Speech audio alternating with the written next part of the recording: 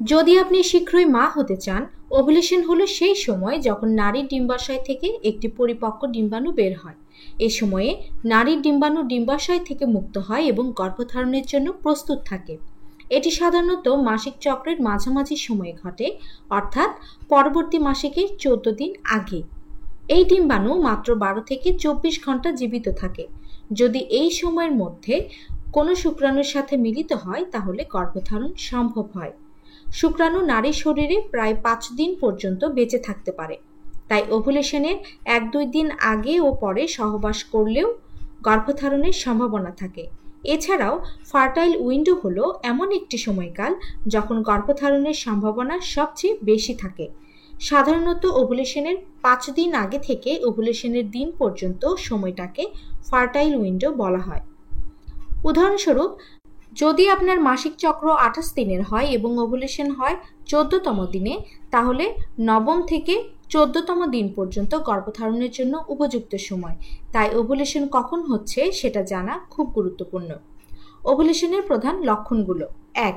Cervical মিউকাসের পরিবর্তন। ওভুলেশনের সময় mucus স্বচ্ছ, পাতলা, আঠালো ও ডিমের সাদা অংশের মতো লটপটে হয়, যা শুক্রাণু চলাচলে সহায়ক। বেজাল বডি টেম্পারেচারে বৃদ্ধি। ওভুলেশনের পরে শরীরের তাপমাত্রা হালকা, প্রায় 0.5 থেকে 1 ডিগ্রি ফারেনহাইট পর্যন্ত বেড়ে যায়। 3. তলপেটে হালকা ব্যথা বা টান। অনেকে তলপেটে নাভির 4 আঙুল নিচে এক ধরনের হালকা ব্যথা, চিনচিনে বা তীক্ষ্ণ সূচ ফোটার মতো ব্যথা অনুভব করে থাকেন। ব্যথার এই অনুভূতি তলপেটের ডান বা বাম যে কোনো পাশেই হতে পারে। 4. লিবিডো বৃদ্ধি। এ সময় নারীদের শরীরে লিবিডো বা মিলনের প্রতি আগ্রহ বেড়ে যায়। নারীরা অন্যান্য সময়ের তুলনায় এ সময়ে নিজে থেকেই মিলনের প্রতি আগ্রহ বোধ করেন। 5. স্তনের সংবেদনশীলতা। ওভুলেশনের পরে বা সময়ে স্তন ও স্তনের বোঁটা তুলনামূলক বেশি সংবেদনশীল ও ফুলে যেতে পারে। 6. হালকা স্পটিং বা রক্তপাত। কারো কারো ক্ষেত্রে ওভুলেশনের সময়ে হালকা বাদামি বা গোলাপি রঙের রক্তক্ষরণও হতে পারে। 7. ঘ্রাণ, স্বাদ ও দৃষ্টির সংবেদন শক্তি বাড়া। ওভুলেশনের সময় কিছু নারীর ঘ্রাণ শক্তি, স্বাদ গ্রহণের অনুভূতি বা দৃষ্টিশক্তি একটু তীক্ষ্ণ হতে পারে। 8. পেটের নিচের অংশে ফাঁপা ভাব বা ফুলে যাওয়া। ওভুলেশনের সময় শরীরে ইস্ট্রোজেনের মাত্রা বাড়ে, ফলে অনেক সময় পেট ফুলে যাওয়ার অনুভূতি হতে পারে। ওভুলেশন চিহ্নিত করার জন্য অতিরিক্ত উপায়: ওভুলেশন কিট ব্যবহার। ঘরোয়া টেস্ট কিটের মাধ্যমে ইউরিনে এলএইচ বা লিউটিনাইজিং হরমোন বৃদ্ধির লক্ষণ ধরা পড়ে।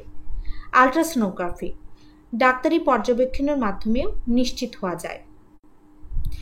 এবার জানব ওভুলেশনের দিন গণনার পদ্ধতি সম্পর্কে। সাধারণত একটি মাসিক চক্র গড়ে 28 দিনের হয়। ওভুলেশন হয় পরবর্তী মাসিক শুরুর প্রায় 14 দিন আগে। উদাহরণস্বরূপ, যদি আপনার মাসিক চক্র 28 দিনের হয় তাহলে 14তম দিনে ওভুলেশন হওয়ার সম্ভাবনা বেশি। যাদের মাসিক চক্র অনিয়মিত তারা সাধারণত তাদের চক্রের দৈর্ঘ্য অনুযায়ী গড় হিসেব করে ওভুলেশনের দিন অনুমান করতে পারেন। যেমন, যদি মাসিক চক্র হয় 32 দিন তাহলে 32 - 14 সমান 18তম দিন নাগাদ ওভুলেশন হতে পারে। ওভুলেশন ট্র্যাকিংয়ের tips: 1. Basal body temperature chart তৈরি করুন। প্রতিদিন সকালে ঘুম থেকে উঠেই শরীরের তাপমাত্রা মাপুন। তাপমাত্রার সামান্য বৃদ্ধি ওভুলেশনের সংকেত হতে পারে। 2. সার্ভাইকাল মিউকাস পর্যবেক্ষণ করুন। মিউকাস যখন কাঁচা ডিমের সাদা অংশের মতো হবে তখন ওভুলেশনের সবচেয়ে উর্বর সময়। 3. ওভুলেশন কিট ব্যবহার করুন। ইউরিন টেস্টের মাধ্যমে এলএইচ বৃদ্ধি ধরা পড়ে, যা ওভুলেশনের 24 থেকে 36 ঘন্টা আগে ঘটে। 4. শরীরের সংকেত শুনুন। ডিম্বাশয়ে হালকা ব্যথা, স্তনের সংবেদনশীলতা ইত্যাদির প্রতি মনোযোগ দিন। এবার জানব কিছু লক্ষণ সম্পর্কে যখন চিকিৎসকের পরামর্শ নেওয়া জরুরি। 1. যদি 6 মাস বা তারও বেশি সময় ধরে নিয়মিত ওভুলেশন না হয়। 2. যদি মাসিক চক্র খুব অনিয়মিত হয়, অর্থাৎ 35 দিনের বেশি বা 21 দিনের কম হয়। 3. যদি অতিরিক্ত ব্যথা বা রক্তপাত হয়। 4. যদি দীর্ঘদিন চেষ্টা করেও গর্ভধারণ না হয়। 5. যদি পিসিওএস বা পলিসিস্টিক ওভারি সিনড্রোম, থাইরয়েড সমস্যা বা অন্যান্য হরমোনাল সমস্যা থাকে। এমন ক্ষেত্রে একজন স্ত্রী রোগ বিশেষজ্ঞের পরামর্শ নেওয়া জরুরি। বিশেষ টিপস: সঠিক ওজন বজায় রাখা, মানসিক চাপ কমানো, সুষম খাবার খাওয়া, পর্যাপ্ত ঘুম ও ব্যায়াম করা, ধূমপান ও অ্যালকোহল এড়ানো। এই সবই ওভুলেশন নিয়মিত রাখতে সাহায্য করে। আজকের আলোচনায় এ পর্যন্তই। ভালো থাকুক, সুস্থ থাকুক প্রতিটি মা, এ কামনায় আজকের মতো এখানেই শেষ করছি। ধন্যবাদ সবাইকে।